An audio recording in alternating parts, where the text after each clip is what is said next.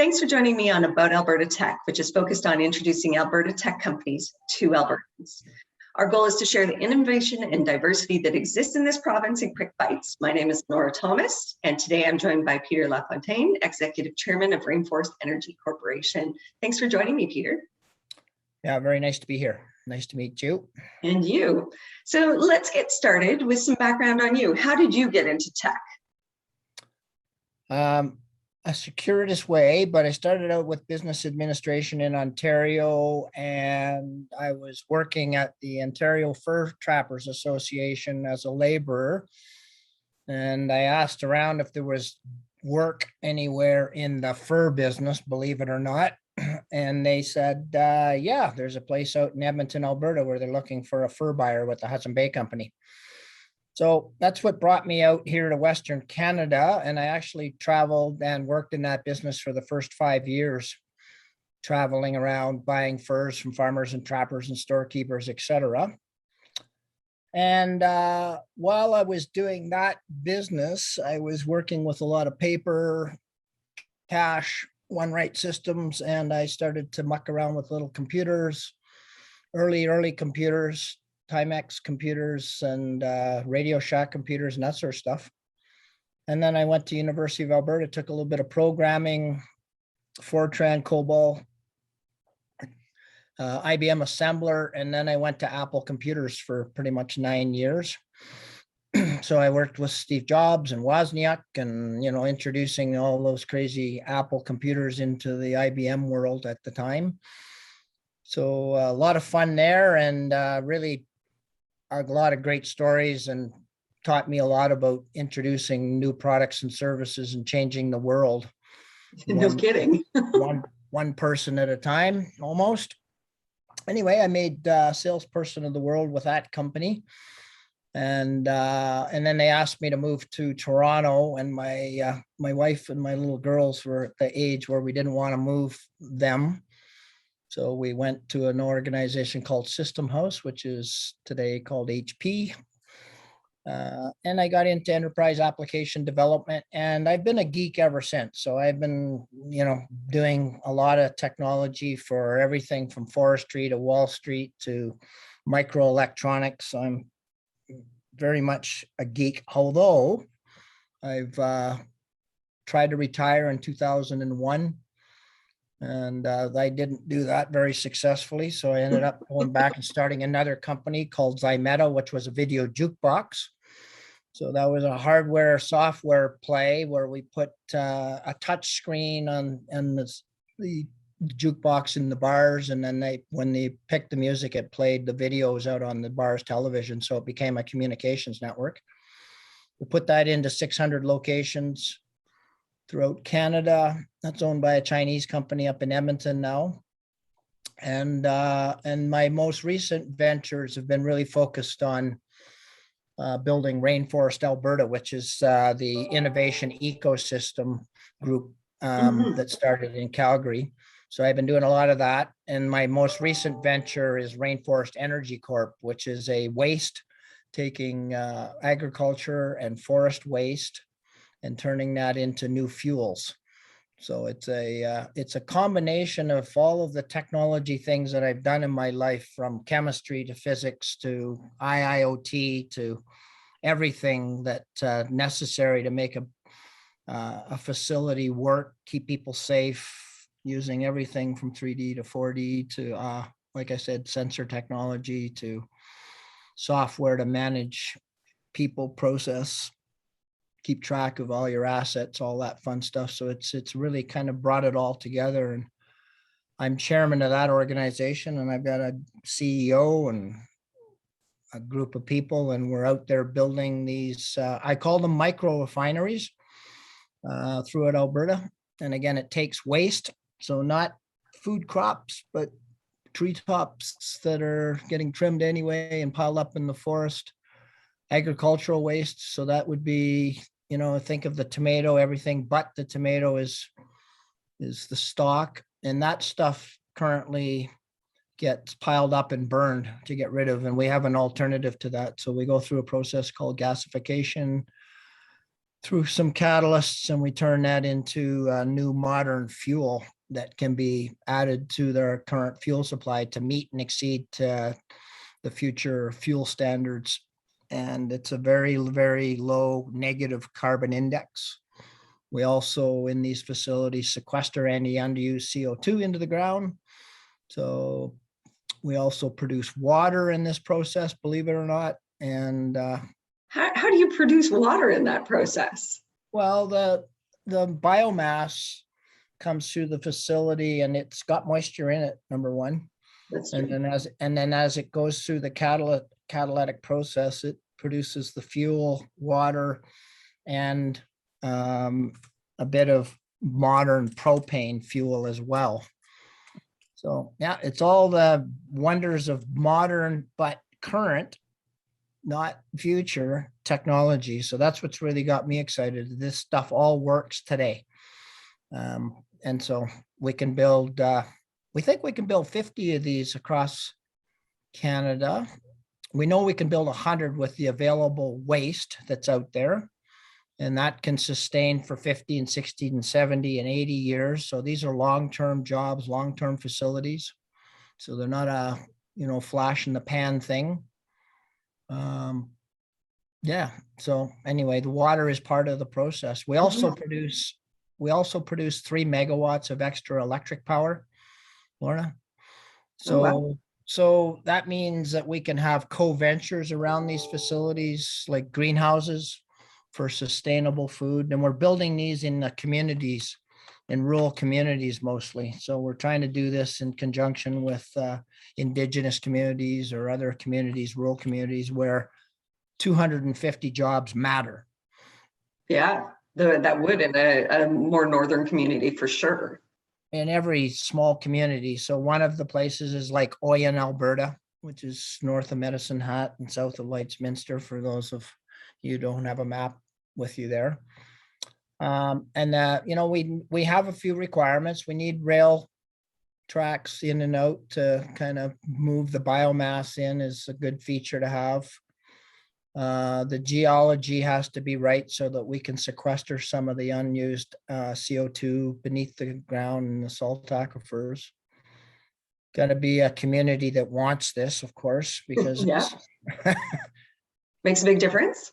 yeah, it makes a huge difference. But boy, what an exciting business to be in. And we think we can, with a little bit of support from the communities and the government. And of course, this is all an investment, but we think we can create 13,500 jobs in 5 or 6 years, which is pretty significant. That's bigger than Suncor, just for reference point. That's huge. It is. Anyway, so that's kind of what I've been up to of late. And, we're at early stages still. So we've got 3 sites identified that are suitable. We're raising money at this point in time to pulling it together. These facilities, by the way, make money, like a 13% unlevered return on investment without carbon credits. So they don't rely on any of the new kind of carbon credit systems that are all the rage. And investors are great with carbon credits when they're available, but they're also kind of the whim of a government. Yeah. And so if you have your facility or whatever tech you're bringing into the world and it relies on the carbon credits, then you've got a volatility point that undermines investor confidence, quite frankly. Definitely. So why did you guys start Rainforest Energy? Because I've been around long enough to, I think, finally kind of find a zone. And that zone for me is building businesses that have purpose and are profitable. And I've got to that point because I've been involved in charities for quite a long time. And I find that charities have a hard time to sustain and maintain and keep going. So this is the modification to that. This is a business that makes money but has purpose. And then the economics of this just makes sense in my mind. It's, I'm very much an entrepreneur, and you got to make money to actually pay people and to keep things moving. But boy, if you want to attract the best and the brightest people, you put purpose into the business so that when they get out of bed in the morning, they can go, be there enthusiastically. They can go home and talk to their friends about the cool things that they're doing. Gives them a sense of purpose. It attracts other people. Even on the customer side of this equation, customers, if they know that they can actually help and they're contributing and they're not paying more, they're predisposed to wanting to put this type of fuel into their automobile, for example. Mm-hmm. So it just makes sense to me. It's this, concept of circular economy as well. So if we can be extra power for greenhouse plant production and bring nutritious food into communities in the winter time, it's great. We can take a greenhouse that might make a 5 or 8% margin, and we can increase that margin to about 30 or 40%, because we have cheap electric power, we have extra heat, we have CO2, and this is biogenic CO2, by the way, which is plants like it.